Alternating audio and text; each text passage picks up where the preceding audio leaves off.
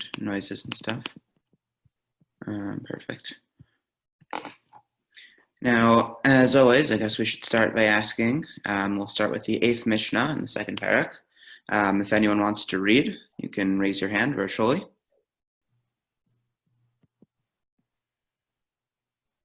Okay, no, so we'll just have Sam, you want to start?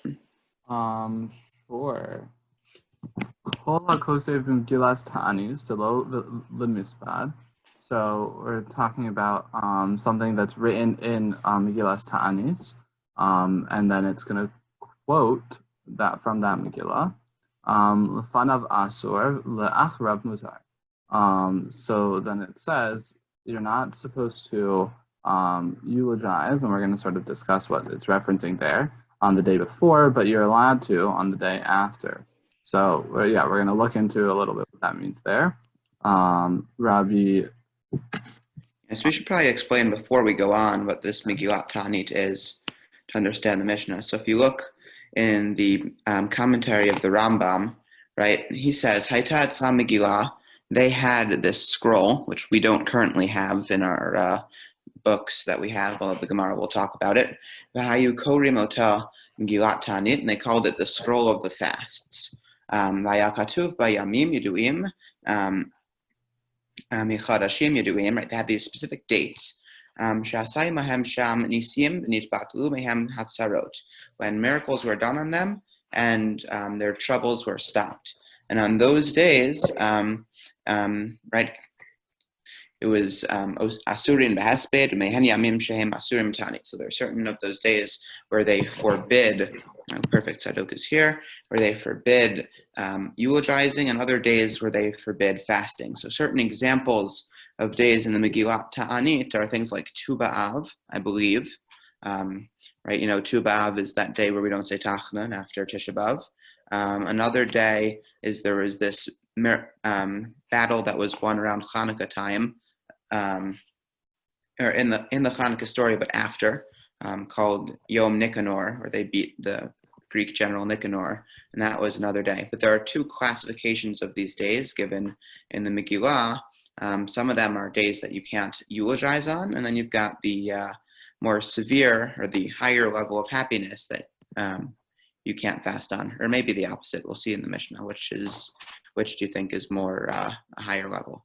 Okay, sorry. Back to you, Sammy. Oh, thank you. Yeah. Okay. So now we sort of established what this Megillas Ta'anis is, right? We don't have a lot of these days anymore, but one of them, like Benny mentioned, that we still do keep is Tu B'Av. So we'll keep looking into what this is saying. Benny, it looks like there you go. Rabbi Yossi Omer, La'acharav Asur. Okay, so Rabbi Yossi is saying that actually, the Megillas Ta'anis is referencing that it's forbidden to mourn both on the preceding and the day after succeeding day as well.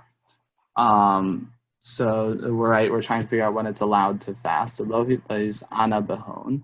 One may not fast on the preceding day, and on the following day it is permitted. Right. So now we're still talking about what Rabbi Yossi says. Lafanav la'acharav mutar. But it's allowed both before and after. Sorry, Tzadok, did you come in? No. I think his Wi-Fi is not working so well this morning. So Rabbi Yosef Omer, Lefanav Asur, La'acharav Mutar. So on the preceding day it is forbidden, but on the following day it is permitted. Rabbi Yossi's presenting. In other words, the Mishnah is broken up into two parts, both of which are referencing different categories of days that are given in the Megillat Ta'anit. Remember that the Megillat Ta'anit is this list of happy days where miracles happened, and then on those days we can't fast to a certain extent. But there are two classifications.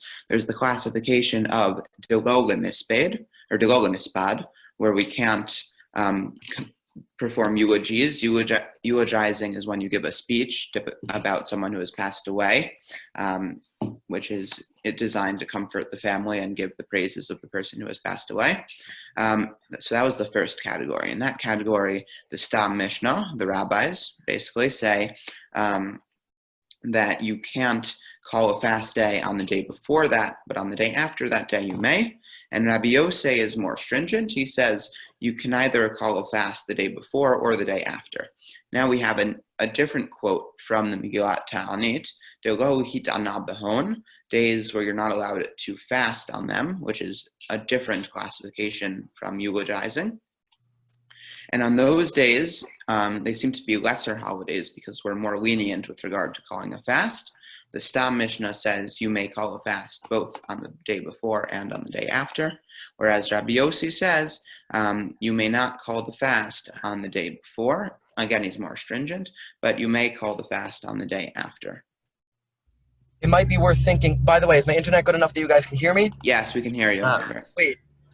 Sorry, I'm just in the car coming back from an eye checkup. That's also why I have the sunglasses on. Okay, in any case, it might be worth keeping in mind that the reason eulogies we're stricter with eulogies is because a eulogy happening on the day before or after is probably more likely to cause some kind of grief or pain to the person on the happy day. But a fast, when you're fasting, you're unhappy, but on the happy day itself, obviously we're going to assume, and Chachamim do assume, that's not going to affect you. Very good point. Thank you. I have a question for everybody. So when it says Delo hit'ana behon, what language is that? Does anybody know? Does anybody know the language of Delo hit'ana behon? Raise your hand. You can type it in the chat if you know. Oh yeah, I'll yell at raised. Yes, I yell at. Aramaic. Aramaic. Okay, so why is that interesting?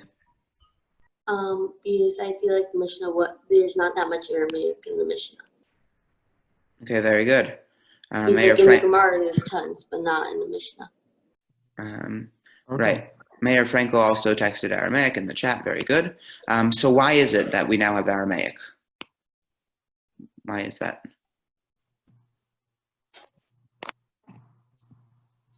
Could it be quoting a piece of Gemara? That's not a bad idea, right? Because we know that the Gemara writes in Aramaic, and we know the Mishnah talks in Hebrew. So maybe if the Mishnah is using Aramaic, it's quoting the Gemara. Who can tell me a problem with that? And you can just unmute yourself and call it out. Gemara was made after Mishnah. Okay, good. But the person who said could it be quoting a piece of Gemara is actually very close to the correct answer. Does anyone know the correct answer? He could have been quoting something such as Daniel, which most of it is in Aramaic. Okay, that is factually true that Daniel is in Aramaic, but the Mishnah actually tells us what it's quoting in the beginning of the Mishnah, so maybe someone new could tell me. Megillat. No, someone new. You answered, you spoke already. A Braita, says Aviel Shiur, that's even closer because what it's quoting is sort of close to a Gemara, but to a Braita rather. But if it's a Braita, it's sort of a specific Braita that's like its own sefer. Does anyone know? It's actually Megillat Ta'anit. Very good. So yep, that's that is interesting, correct. right? Because we have a Mishnah that is actually, we can see very clearly what the earlier source that it's quoting is. And we can see that partially because it says we're quoting this Megillat Ta'anit and partially because the language is different. So that's cool, I think. Yeah. Should we go on to Mishnah 9? Looks like we have some time. Okay, let's do it. Tzadok, you good enough to talk? Well, you tell me, is the background noise too distracting? No, it's fine. Okay, in that case, I will read. אין גוזרין תענית על הציבור בתחילה בחמישי שלא להבקיע שערים. We do not decree a fast day on Thursday to start the set of, Monday, Thursday, Monday, as in we want the set to be Monday, Thursday, Monday, not Thursday, Monday, Thursday.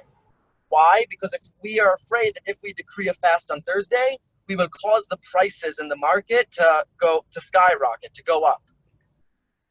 So because of that, shalosh taniyot rishonot, sheni v'chamishi v'sheni, you make them Monday, Thursday, Monday. Now, this is one of the harder to understand things we've learned so far. What do they mean that the prices in the market will go up?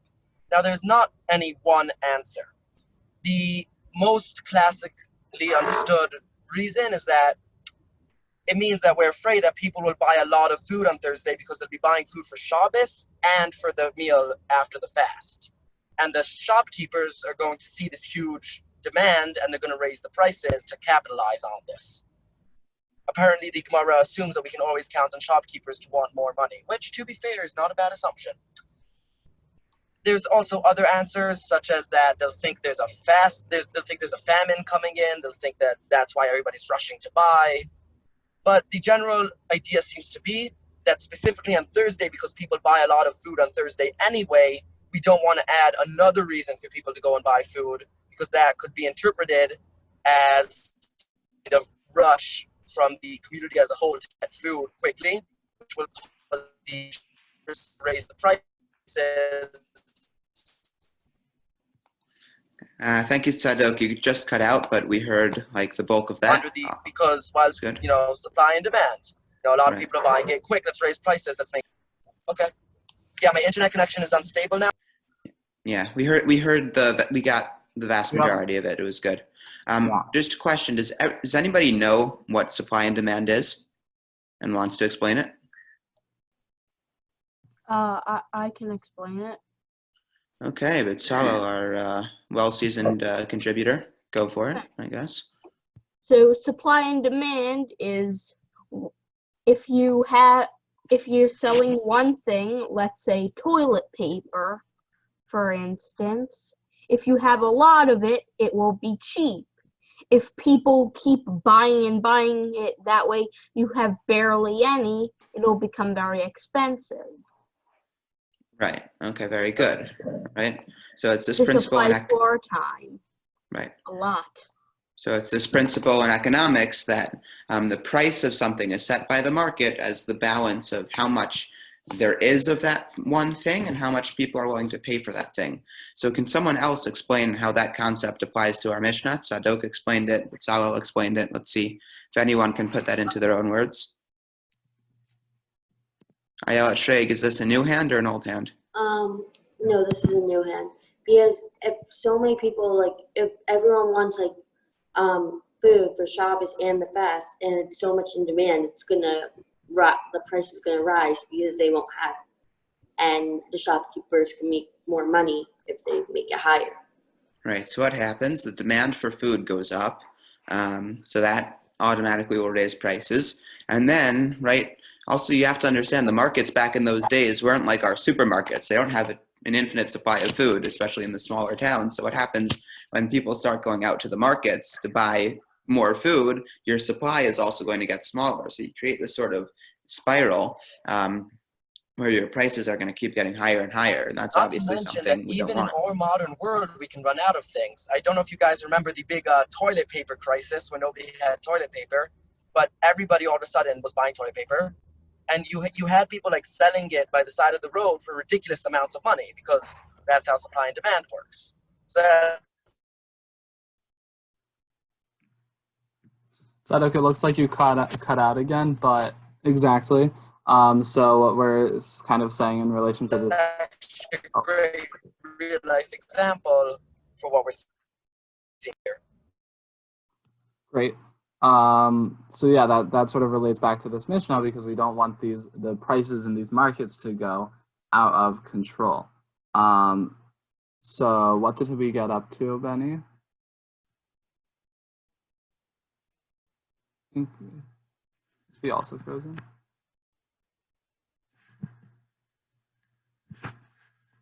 Sadok, do you remember what we had gotten up to? Okay. It looks like Benny might have cut out entirely. So I'm going to share my screen and we'll continue. Okay. Do you have it up, Sammy? Because I don't, but I could get it up. We're good. Okay. But my only question is I don't remember what we had gotten up to in the Mishnah. I think we had just gotten through the first line, right? Allah shalosh ta'anios harishonas sheni shalosh ta'anios chamishi sheni v'chamishi. Okay, so that was a lot of stuff going on. So we're saying that right, we didn't want to cause a rise in the prices, rather the first 3 fasts, right? We should have Monday, Thursday, Monday. We talked about the second 3, however, we can do Thursday, Monday, Thursday. So my question for all of you, does anybody know why might it be okay for us to do Thursday, Monday, Thursday, the second set, whereas on the first set, we shouldn't start on a Thursday? What might be the difference between the first and second set? Anyone can raise their hand if they have an idea, or you can just start talking.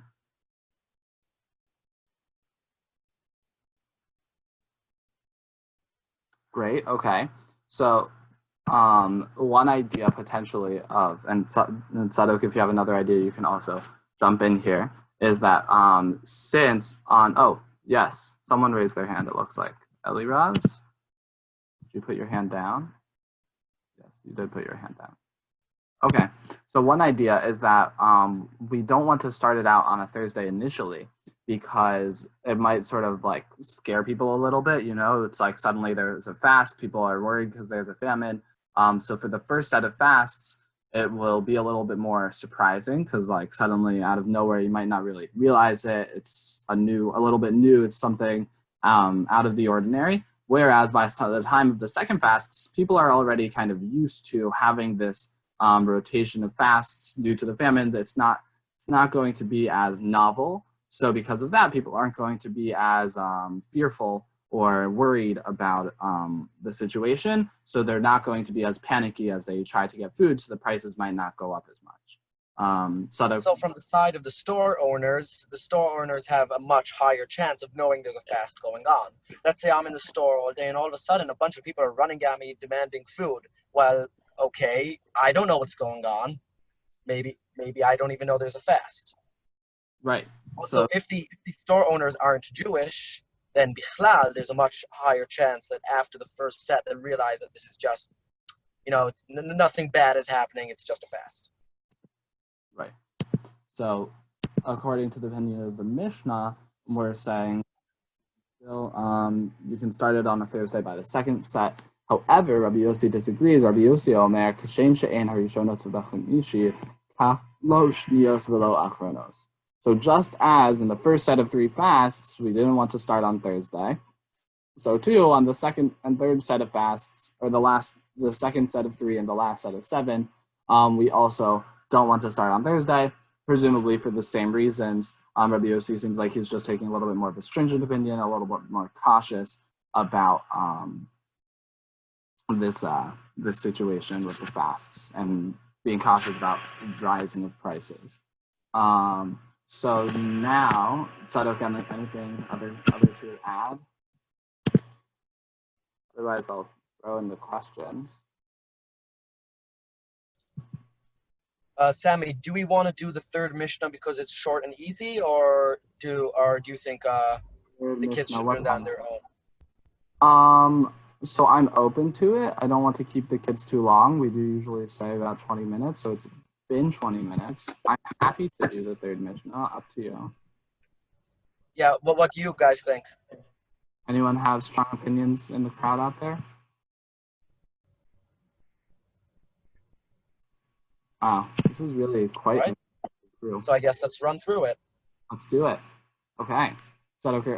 Do you want to read, or do you not know if your wife is here? Sure. Unless one of the kids wants to read, I'm good with that. Yeah, any of the kids are welcome to read. Your hand, we'll let you do it. Okay. All right. Awesome. אין גוזרין תענית לציבור בראש חודש, בחנוכה ובפורים. Basically, just a quick rundown of the days that might not necessarily be obvious to us that you don't do a ta'anit on them, because they're not exactly Torah chags in the same sense. But yes, you are not allowed to fast on them, are Rosh Chodesh, Chanukah, Purim. Makes sense, they're all, as it were, at least somewhat derabanan. V'him hitchilu en mafsikin divrei Rabban Gamliel. I.e., let's say I was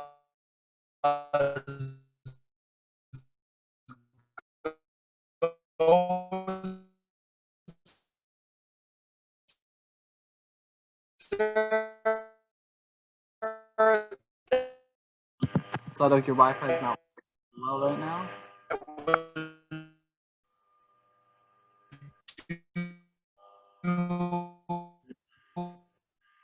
Thursday, Monday, not Thursday, actually, when we don't start on Thursday. Now what? So according to Rabban Gamliel, one fast and Purim. So take over then. Yeah. I'm going to keep going from here just because it seems like you're kind of glitching a little bit. So we're up to Amar Rabbi Meir. So in contrast, Rabbi Meir is saying, Af al Pisha Amar Rabban Gamliel Ein Masikin. So even though Rabban Gamliel said that the fast should not be interrupted, Modeh Haya She'ein Mashlimin. He agrees that they should not complete their fasts. And V'chein Tisha B'Av Shechal Yos Ba'erev Shabbat. And so too, that on Tisha B'Av it should fall on Friday. So basically, we're discussing different situations in which the fast should or shouldn't be completed. So far we've understood that on Rosh Chodesh, Hanukkah, or Purim, you can't start the fast, but if they already began, you shouldn't stop the fasts. And so like if you already started a set of Monday, Thursday, Monday, you shouldn't stop them. And then Rabbi Meir disagrees. Right, the fast should not be interrupted. He agrees that they should not complete their fasts, but if Tisha B'Av falls out on a Friday, sorry, I didn't review this Mishnah before, Shabbos, so if the Tisha B'Av falls out on a Friday, then you should not complete the fast, right? Right, so that you go into Shabbos without a feeling of hunger and unhappiness. Right, so you shouldn't fast on that day because you're not supposed to fast on Friday. There's Tisha B'Av. Okay. We good? I think I will send the questions into the chat and they will be posted on the website very soon. So there we go. Everybody should have the questions. And so, yes. Great. Questions are, and keep in mind, we learned all three of these Mishnahs today, so this should be an easy set of questions for you guys. Question on the first Mishnah we learned today is, are we allowed to fast the day before Happy Day, according to Chachamim? And how about Rabbi Yossi? Second Mishnah, why do we not start a set of fasts on a Thursday? Explain. And the third Mishnah, what did the rabbis decree should be done on a Tisha B'Av that falls on a Friday? All right? Great. So, everybody, send in those answers. Bright and early this morning. And send in your answers. I apologize for the connectivity issues and for not being able to show my eyes, which I realize makes me look rather suspicious, especially with these sunglasses, Yes. I've been told. Very sketchy young man. But doctor's orders. All right, it was great to see all you guys, and hopefully we'll see you again tomorrow. Bye.